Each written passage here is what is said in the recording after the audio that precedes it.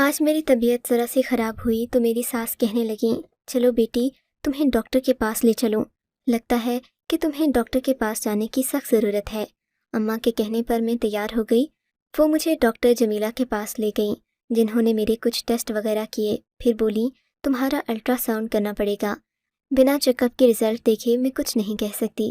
تھوڑی دیر بعد ایک لڑکی آئی، اس نے مجھے لٹا کر میرا الٹرا ساؤنڈ کیا اور پھر مجھے واپس بھیج دیا۔ تب تک میری ساس ڈاکٹر جمیلہ کے پاس ہی بیٹھی ہوئی تھیں۔ ڈاکٹر جمیلہ تو بہت خوش لگ رہی تھیں، مگر انہوں نے مجھے باہر جانے کو کہہ دیا۔ کہنے لگیں تمہاری پرچی بنا رہی ہوں، باہر جا کر بیٹھو۔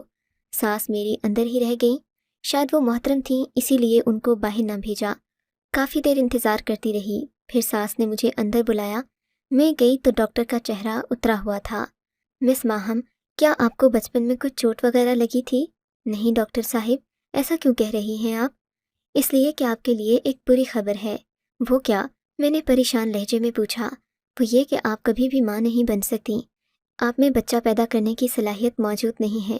یہ ایک پیدائشی نقص ہے جس کے بارے میں آپ کو تفصیل سے نہیں سمجھا سکتی، بس اتنا کہوں گی کہ آپ میں بچے پیدا کرنے والا نظام موجود نہیں۔ ڈاکٹر صاحبہ کی بات سن کر میرے تو دل میں جیسے کچھ ٹوٹ سا گیا تھا۔ میں نے سوچا نہیں تھا کہ زندگی اتنی بڑی محرومی لیے میرے سامنے کھڑی ہوگی۔ میں وہیں پر بیٹھ کر رونے لگی، آنکھوں سے ٹپ ٹپ آنسو بہنے لگے۔ میں نے آصف سے محبت کی شادی کی تھی، اب وہ اپنی ماں کی سنتے تھے۔ وہ کہتے کہ میری ماں جو بھی کہیں ان کی بات ٹالنا نہیں۔ اب مجھے لگ رہا تھا کہ اس گھر میں میری کوئی جگہ باقی نہ رہے گی۔ جب اولاد ہی پیدا نہیں کر سکتی تو پھر مجھ جیسی عورت کا آصف کی زندگی میں کیا کام؟ ان کی ماں کو تو بچوں سے محبت تھی۔ میں وہیں بیٹھی رونے لگی۔ دل چاہ رہا تھا کہ زمین پھٹ جائے اور میں اس میں سما جاؤں، یہ آنکھ ہمیشہ کے لیے بند ہو جائے۔ رو رو کر دل ہلکا ہوا تو ساس نے تسلی دی، بیٹی فکر کیوں کرتی ہو، میں تمہارے شوہر کو کچھ نہیں بتاؤں گی۔ ساس کے اس رویے پر میں حیران رہ گئی۔ ویسے تو وہ بہت کرخت عورت تھیں، مگر آج ان کا رویہ ہمدردانہ تھا۔ پھر کچھ وقفے کے بعد بولیں، بیٹی اگر تم کہو تو میں تمہیں رشیدہ بیگم کے پاس لے جاؤں۔ جانتی ہو رشیدہ کے پاس جتنی بھی بانجھ عورتیں آتی ہیں نا، ان کے ساتھ کوئی نہ کوئی مسئلہ ہوتا ہے، بچے پیدا نہ کر سکیں یا پھر بچے مرے ہوئے پیدا ہوں۔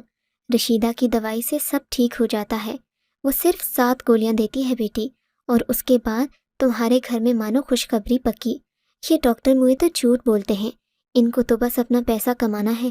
اس ڈاکٹرنی کا خیال ہوگا کہ میں تیرا مہنگا علاج کرواؤں، تبھی یہ ایسی باتیں کر رہی ہے، مگر تو فکر نہ کر، میں تجھے رشیدہ کے پاس لے کر جاؤں گی، اس کی گولی کھا کر تو ایک نہیں کئی بچے پیدا کرے گی۔ ساس کی بات سن کر میں خوشی سے کھل اٹھی۔ انہوں نے بتایا کہ وہ اپنی بیٹی راحیلہ کو بھی اسی کے پاس لے کر گئی تھیں، اور رشیدہ بیگم کی 7 گولیاں کھانے کے بعد وہ اسی مہینے حاملہ ہو گئی تھی۔ میرے دل میں امید کی کرن جاگ اٹھی۔ شام کو اماں نے کہا تھا کہ میرے ساتھ رشیدہ بیگم کے پاس چلنا۔ میں بے چینی سے شام کا انتظار کر رہی تھی۔ شام ہوئی تو ساس نے مجھے چادر اوڑھنے کا کہا۔ ہم لوگ دونوں رشیدہ بیگم کے آستانے نما گھر پر چلی گئیں۔ رشیدہ بیگم کے پاس واقعی کافی عورتیں بیٹھی تھیں۔ ان عورتوں میں سے 4-5 کے ساتھ میں نے بات کی تو پتہ چلا کہ وہ بھی رشیدہ بیگم کی 7 گولیوں سے ٹھیک ہوئی ہیں، اور یہ کہ ان کے بچے بھی پیدا ہوئے۔ یہ سن کر میری تو ساری فکر جاتی رہی کہ جب اتنی عورتوں کا علاج ہو چکا ہے، میری تو شادی کو ابھی صرف 2 مہینے ہی ہوئے ہیں۔ بہرحال رشیدہ بیگم کے پاس گئی تو انہوں نے شفقت سے مجھے دم درود کیا اور پھر 7 گولیاں مجھے دے کر بولی، بیٹی یہ گولیاں پابندی سے کھا لینا، ان میں سے ایک بھی چھوٹنے نہ پائے، اور ہاں ساتھ میں جو دعائیں بتا رہی ہوں وہ لازمی پڑھنا۔ انہوں نے گولیاں مجھے تھماتے ہوئے کہا، مگر میرے ہاتھ سے گولیوں والا شاپر میری ساس نے لے لیا۔ کہنے لگی، میں سنبھال کر رکھوں گی، تجھے گولیوں کا نہیں پتا، یہ ایک حساس چیز ہے جس کی حفاظت میں خود کروں گی۔ مجھے اپنی ساس پر اس لمحے بڑا پیار آیا کہ کس قدر خیال رکھنے والی ہیں وہ، ورنہ تو عورتیں اپنے بیٹوں کی دوسری شادی کروانے پر تلی ہوتی ہیں، کبھی بھی اپنی بہو کے کسی نقص کو برداشت نہیں کرتیں، جبکہ میری ساس مجھے خود ڈاکٹرز کے پاس لیے پھر رہی تھیں۔ گھر آ کر میری ساس نے مجھے ایک شاپر تھمایا جس میں سفید رنگ کی چھوٹی چھوٹی گولیاں تھیں، اور یہ تعداد میں 7 تھیں۔ کہنے لگیں، میں روزانہ رات کو تمہیں دودھ لا کر دوں گی، تم دودھ کے ساتھ یہ گولیاں کھا لینا، اور خبردار اس کے بعد بستر سے مت اٹھنا، سیدھی سو جانا، جانتی ہو نا دوا کے اثر کرنے کے لیے سونا ضروری ہے۔ جی سمجھ گئی، میں نے سعادت مندی سے سر جھکا لیا۔ میری ساس کمرے سے چلی گئی تو میں بیٹھی سوچنے لگی کہ اللہ نے مجھے کس قدر مہربان عورت عطا کی ہے جو بالکل ماں جیسی ہے۔ تھوڑی دیر بعد آصف آ گئے۔ میں نے ان سے اس بات کا ذکر نہیں کیا، وہ بھی کچھ نہ بولے، جیسے انہیں میری کسی چیز سے غرض ہی نہ ہو۔ البتہ جب یہ پتہ چلا تھا کہ میں کبھی ماں نہیں بن سکتی تو ان کے چہرے پر ناگواری کے تاثرات ضرور دیکھے تھے۔ اسی رات میں نے ایک سفید گولی منہ میں رکھ لی، مگر منہ میں گولی رکھتے ہی میری طبیعت خراب ہونے لگی۔ ایسا لگا جیسے میں نے کوئی عجیب زہریلی چیز کھا لی ہو، مگر پھر اپنی اولاد کے لیے مجھے اتنا تو کرنا ہی تھا۔ میں نے بڑی مشکل سے یہ گولی اپنے حلق سے نیچے اتاری۔ اب بس انتظار کر رہی تھی کہ کب یہ مرحلہ گزرے اور کب میں اپنے شوہر کو خوشخبری سناؤں۔ یوں ہی 2-3 دن خیریت سے گزر گئے، مگر میں ایک بات سے سخت پریشان تھی۔ میں جب بھی صبح اٹھتی میری قمیص پر کالے رنگ کے داغ لگے ہوتے۔ ان داغوں کا نشان بھی سمجھ میں نہ آتا کہ یہ کیسے لگا ہے۔ اس کے علاوہ میرا سر بھاری ہوتا اور پورے جسم میں درد ہوتا۔ اس چیز نے مجھے پریشان کر رکھا تھا، مگر میں اپنی ساس سے کچھ نہ کہتی کہ کہیں وہ دوبارہ مجھے کسی ڈاکٹر کے پاس نہ لے جائیں۔ ویسے بھی وہ میرا بہت خیال رکھتی تھیں۔ آج میں بہت خوش تھی کیونکہ میرا کورس تقریباً مکمل ہونے کو آیا تھا۔ میرے پاس اب صرف آخری گولی رہ گئی تھی۔ میں رات ہوئی تو سوچنے لگی کہ آج آخری گولی کھا کر سو جاؤں گی، اس کے بعد مجھے شاید جلد ہی خوشخبری سننے کو ملے۔ اسی خوشی میں گولی میرے ہاتھ سے گر گئی۔ رات کا وقت تھا، کمرے میں ہلکا ہلکا اندھیرا تھا۔ میں نے گولی ڈھونڈنے کی بہت کوشش کی مگر وہ مجھے کہیں نہ ملی۔ پھر میں جا کر ٹارچ لے آئی، بیڈ کے نیچے ہر جگہ گھوم پھر کر دیکھا، مگر میری گولی گم ہو گئی تھی۔ مجھے بڑا افسوس ہوا اور خود کو کوسنے لگی کہ آج تو آخری دن تھا، سارا عمل ضائع ہو گیا ہے۔ کاش میں گولی کھا لیتی تو میرے ساتھ یہ مسئلہ نہ ہوتا۔ اب نہ جانے باقی 6 گولیوں کا اثر بھی مجھ پر ہوگا یا نہیں۔ پھر سوچنے لگی رشیدہ بیگم کون سی دور ہیں، ابھی وقت زیادہ نہیں گزرا۔ فجر کے وقت صبح منہ اندھیرے ہی ان کے گھر چلی جاؤں گی۔ گاؤں کے لوگ تو صبح سویرے اٹھ جاتے ہیں، صبح سویرے ہی ان سے گولی لے لوں گی تو باقیوں کا اثر ضائع نہیں جائے گا۔ یہی سوچ کر میں سونے کی کوشش کرنے لگی کہ صبح جلدی اٹھوں گی تو علل صبح ہی رشیدہ بیگم کے پاس پہنچ جاؤں گی، مگر اس کی نوبت نہیں آئی۔ ابھی مجھے لیٹے ہوئے 10 منٹ ہی گزرے تھے کہ میری ساس کمرے میں داخل ہوئیں۔ میں بھی سوتی بن گئی کہ کہیں یہ نہ سمجھیں کہ میں نے گولی نہیں کھائی، کیونکہ گولیوں کے اثر میں اکثر مجھے نیند آ جاتی تھی۔ میں سوچ رہی تھی کہ 1-2 بار مجھے دیکھنے کے بعد ساس کمرے سے چلی جائیں گی، مگر ایسا نہیں ہوا۔ وہ میرے کمرے میں رکی رہیں۔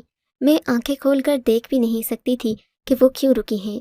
تھوڑی دیر گزری تھی کہ ایک جانی پہچانی سی خوشبو میری ناک کے نتنوں سے ٹکرائی۔ یہ خوشبو اگربتیوں کی تھی جو شاید میری ساس نے اپنے ہاتھ میں لے رکھی تھیں۔ میں اب بھی سوتی بنی رہی کہ کہیں انہیں شک نہ ہو جائے میں نے گولی نہیں کھائی، لیکن جب انہوں نے ان اگربتیوں کی راکھ میرے سر پر اور میرے پیٹ پر گرانا شروع کی تو مجھ سے رہا نہیں گیا۔ گرم گرم راکھ جب میرے کپڑوں پر پڑی تو مجھے خوف سا محسوس ہوا۔ میں ایک زوردار چیخ مار کر اٹھ بیٹھی۔ مجھے لگ رہا تھا جیسے میں کوئی ڈرانا خواب دیکھ رہی ہوں۔ اپنے سامنے اپنی ساس کو دیکھ کر میرا تو جیسے دل اچھل کر حلق میں آ گیا۔ انہوں نے کالے رنگ کا لباس پہن رکھا تھا اور ماتھے پر لال رنگ کا ٹیکا تھا، جسے دیکھتے میری روح فنا ہو گئی۔ لگتا تھا کہ وہ کوئی ہندو جادوگرنی ہیں جو اپنے عمل میں مصروف ہیں۔ مجھے اٹھ کر چیختا چلاتا دیکھ کر وہ گھبرا گئیں، بولی خاموش ہو کر لیٹ جا، ابھی مجھ سے سوال جواب مت کر۔ انہوں نے مجھے سختی سے حکم دیا کہ میں لیٹ جاؤں، مگر میں یوں ہی کیسے لیٹ جاتی؟ مجھے عجیب سا محسوس ہو رہا تھا۔ ان کے اس عمل سے مجھے الجھن ہو رہی تھی۔ کمرے میں پھیلی بدبو سے میرا دم گھٹ رہا تھا۔ اس سے پہلے کہ میں مزید چیختی چلاتی، میری ساس نے میرے منہ پر ہاتھ رکھا اور مجھے گھسیٹتی ہوئی پیچھے والے کمرے میں لے گئی۔ یہ کمرہ گھر کی ایک بھی طرف بنا ہوا تھا، اس میں کوئی آتا جاتا نہیں تھا۔ ایک انتہائی اندھیرا سا کمرہ تھا جسے دیکھ کر میں ویسے بھی ڈر جاتی تھی۔ انہوں نے مجھے یہاں بند کر دیا، میرے منہ میں کپڑا ٹھونس کر باہر سے تالا لگا کر چلی گئیں۔ یہ دیکھ کر میرا برا حال ہو گیا، میری آنکھوں سے آنسو بہنے لگے۔ سوچنے لگی مجھے یہاں کیوں بند کر دیا۔ روتی چیختی چلاتی رہی مگر کسی نے میری آواز نہ سنی۔ میں تو جانتی تھی کہ یہاں میری آواز سننے والا کوئی نہیں، کیونکہ یہ کمرہ گھر کی پچھلی جانب واقع تھا۔ میں اپنے شوہر آصف کو کوسنے لگی، جس نے میرا خیال نہیں کیا، مجھے پوچھنے تک نہیں آیا۔ میں اس کا انتظار دن بھر کرتی رہی مگر اس نے مجھے پلٹ کر نہیں دیکھا۔ لگ رہا تھا جیسے وہ بھی اپنی ماں کے ساتھ اس عمل میں شامل ہے اور یہ کہ اسے میری کوئی پرواہ نہیں۔ اسی انتظار میں تھی کہ تقریباً شام کے 4 بجے آصف نے اپنی شکل دکھائی۔ کہنے لگا، تم یہاں پر ہو میں جانتا ہوں، مگر تمہیں صبر سے کام لینا ہوگا، اس کے پیچھے چھپی حکمت تم نہیں سمجھ سکتی۔ میں اسے دیکھتے ہی پھٹ پڑی۔ یہ کون سی حکمت ہے؟ تم پاگل تو نہیں ہو گئے؟ تمہاری ماں نے عجیب و غریب عمل کرنے کے بعد مجھے یہاں بند کر دیا، جبکہ تم جانتے ہو میں تمہارے بچے کی ماں بننے والی تھی۔ میں جانتا ہوں، تمہاری ڈاکٹر رپورٹس دیکھ چکا ہوں۔ تمہارے ماں بننے کا تو اسی دن پتہ چل گیا تھا جب تم ڈاکٹر جمیلہ کے پاس گئی تھی۔ اچھا، کیا واقعی؟ تو پھر تم نے مجھے بتایا کیوں نہیں؟ تمہاری ماں نے مجھ سے یہ بات کیوں چھپائی اور مجھے بانجھ پن کی گولیاں کیوں دیں؟ بتاتا ہوں، سب بتاتا ہوں۔ آصف نے ہاتھ کے اشارے سے مجھے بیٹھنے کا کہا۔ مجبوراً میں بیٹھ گئی۔ اس کے سوا اور کوئی چارہ نہیں تھا کہ میں ان کی بات سن لوں، مگر میرے دل پر خوف سوار تھا۔ میں ان کے پاؤں پڑ گئی۔ خدا کے لیے آصف، پہلے مجھے یہاں سے نکالو، اس کے بعد تم جو مرضی کر لینا۔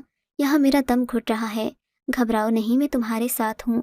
آصف نے مجھے تسلی دی۔ اب میری بات غور سے سنو، آصف نے رازدارانہ انداز میں کہا۔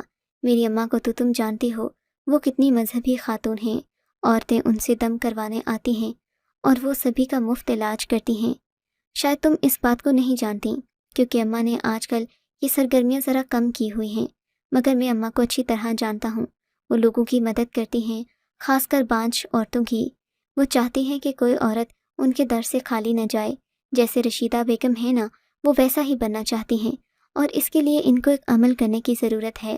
انہوں نے جب میری شادی تم سے کروائی تو مجھ سے وعدہ لیا تھا کہ میں اپنی مرضی سے شادی تو کر رہا ہوں، مگر شادی کے بعد انہیں تم پر اس عمل کی اجازت دوں۔ بس اسی وجہ سے میں ان کے سامنے بات نہیں کر سکتا، کیونکہ انہوں نے میری بات مانی تھی۔ تمہیں مجھ سے بہا کر میری دلی آرزو پوری کی، مگر اب مجھے بھی تو ان کی ماننا ہے نا۔ وہ اگر یہ عمل کر رہی ہیں تو انہیں کرنے دو، اس سے شاید تمہارے بچے کو بھی کوئی نقصان پہنچے، مگر میں جانتا ہوں کہ اماں کی نیت بری نہیں ہے، وہ باقی عورتوں کی مدد کرنا چاہتی ہیں۔ اپنے شوہر کی یہ رام کہانی سن کر میں چلا اٹھی۔ تم پاگل تو نہیں ہو گئے آصف؟ مرد بنو، تمہاری عقل کو ہو کیا گیا ہے؟ کیا اللہ کی کتاب کو ان فرسودہ عوامل کی ضرورت ہے؟ ہرگز نہیں۔ تمہاری ماں سراسر جہالیت میں پڑی ہے۔ ان کو یہ تک نہیں پتا کہ ایک عورت کے ساتھ جھوٹ بول کر انہوں نے کتنا بڑا گناہ کیا ہے۔ ارے وہ کیا لوگوں کی مدد کریں گی؟ وہ تو اپنے ہی بیٹے کی نسل ختم کرنے پر تلی ہیں۔ اگر میں بانجھ نہیں تھی تو مجھے وہ خطرناک گولیاں کھلانے کی کیا ضرورت تھی؟ اور تم کیسے باپ ہو؟ تمہیں اپنی اولاد کی بھی فکر نہیں؟ کیا یہ بچہ چلا جائے تو تمہیں کوئی دکھ نہیں ہوگا؟ نہیں، آصف نے اطمینان سے کہا، مجھے دکھ نہیں ہوگا۔ اللہ نے ایک دیا ہے تو اللہ اور بھی دے گا۔ تم صبر کرو۔ ویسے بھی تمہارا تو ابھی پہلا مہینہ ہے، کون سا یہ بچہ اس دنیا میں آ گیا ہے؟ آصف، میں کوئی بات نہیں جانتی۔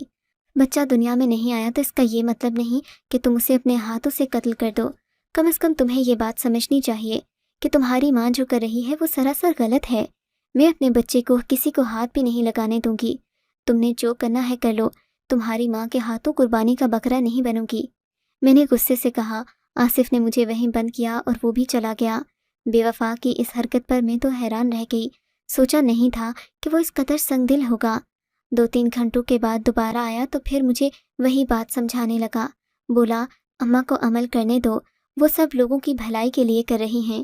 اس کے بعد تم جو چاہو کرو، میں تمہاری ہر بات مانوں گا، لیکن خدا کے لیے مجھے اماں کے سامنے شرمندہ مت کرو۔ آصف نے میرے آگے ہاتھ جوڑ دیے۔ مگر اولاد کی محبت عورت کے لیے سب سے بڑھ کر ہوتی ہے۔ نہیں آصف، تم جو مرضی کہو، میں اپنی اولاد کا گلا نہیں گھونٹ سکتی۔ اپنی ماں سے کہہ دو کہ جب تک میں زندہ ہوں اب اسے یہ عمل نہیں کرنے دوں گی۔ میں غصے میں دھاڑی۔ آصف پتھر بنا مجھے دیکھنے لگا، جیسے اسے یقین آ رہا ہو کہ میں اپنی اولاد سے کتنی محبت کرتی ہوں۔ اس کے چہرے پر ندامت نظر آ رہی تھی، جس سے صاف ظاہر ہوتا تھا کہ وہ شرمندہ ہے، مگر اپنی ماں سے مجبور بھی ہے۔ وہ اسی وقت اپنے کمرے سے اٹھا اور باہر چلا گیا۔ مجھے ساس کے چیخنے کی آوازیں آئیں۔ پھر وہ بھاگا ہوا میرے کمرے کی طرف آیا۔ جاؤ، نکل جاؤ اس گھر سے، جتنی دور جا سکتی ہو چلی جاؤ، ورنہ اماں تمہاری جان لے لیں گی۔ پھر آصف نے مجھے اپنے ایک دوست کے گھر کا پتہ دیا اور مجھے روڈ تک چھوڑنے بھی آیا۔ بولا، کچھ عرصہ تم یہاں رہو، میں خود تمہیں یہاں سے لینے آؤں گا۔ اماں پر جنون طاری ہو چکا ہے، وہ تمہیں نہیں بخشیں گی۔ آصف کی بات درست تھی۔ فجر کے وقت میں اپنا مختصر سا سامان لے کر اپنی ساس کے گھر سے دور چلی گئی۔ میں دل ہی دل میں دعائیں کر رہی تھی کہ جہاں جا رہی ہوں ان لوگوں کا رویہ میرے ساتھ اچھا رہے۔ وہاں پہنچی تو اصغر اور اس کی بیوی نے میرا پرتپاک استقبال کیا۔ شاید میرے شوہر نے انہیں پہلے سے بتا دیا تھا کہ میں آ رہی ہوں۔ ان لوگوں کے گھر مجھے کسی قسم کی کوئی تکلیف نہیں ہوئی۔ میں آرام سے 6 مہینے وہاں رہی۔ اس دوران آصف نے میری خبر نہ لی۔ میری امید ٹوٹنے لگی تھی، لگتا تھا جیسے وہ کبھی پلٹ کر نہیں آئے گا۔ مگر پھر ایک دن آسیہ باجی نے مجھے اطلاع دی کہ میرا شوہر مجھے لینے آ رہا ہے۔ خوشی سے میں پھولے نہ سما رہی تھی۔ میرا آخری مہینہ چل رہا تھا۔ ان دنوں عورت کو شوہر کی ضرورت ہوتی ہے، وہ اسے اپنے دکھ سکھ کہتی ہے، اپنی تکلیف کا ساتھی بناتی ہے۔ آصف آئے تو ان کے چہرے پر پریشانی تھی، برسوں کے بیمار اور لاغر لگ رہے تھے۔ آتے ہی میرے آگے ہاتھ جوڑ دیے، مجھے معاف کر دو، خدا کے لیے میری ماں کو بھی معاف کر دو۔ آصف تقریباً رونے کو آئے تھے۔ آصف کیا ہوا ہے؟ آپ یوں کیوں رو رہے ہیں؟ تب آصف نے مجھے بتایا کہ اماں کو ان کے کیے کی سزا مل گئی۔ ان کے ساتھ جو حادثہ ہوا اس سے ان کے حواس بگڑ گئے، وہ اپنا ذہنی توازن کھو چکی ہیں اور اب عجیب و غریب باتیں کرتی ہیں۔ لوگ انہیں دیکھ دیکھ کر ہنستے ہیں اور وہ زندگی موت کی کشمکش میں ہیں۔ آصف کی بات نے مجھے پریشان کر دیا۔ اپنے شوہر کی باتیں سن کر میں نے اپنی ساس کو معاف کر دیا۔ بے شک معاف کرنے میں ہی عظمت ہے۔ زندگی کے آخری دنوں میں نے ان کی بھرپور خدمت کی۔ وہ مجھ سے بار بار معافیا مانگتیں، مگر انہوں نے نہ جانے کس کس کا دل دکھایا تھا کہ ان کی موت انتہائی تکلیف دہ ہوئی۔ عالم نزا میں ان کی جان جیسے کسی کانٹے پر اٹکی تھی۔ یہ حالت دیکھ کر مجھے بھی عبرت ہوئی۔ میں نے دل میں پکا ارادہ کر لیا کہ میں کبھی زندگی میں بھول کر بھی کسی انسان کا دل نہیں دکھاؤں گی اور نہ ہی کوئی شرکیہ عمل کروں گی، چاہے زندگی میں مایوسی کے بادل چھائے ہوں، مگر میں کبھی اللہ تعالیٰ سے امید رکھنا نہیں چھوڑوں گی۔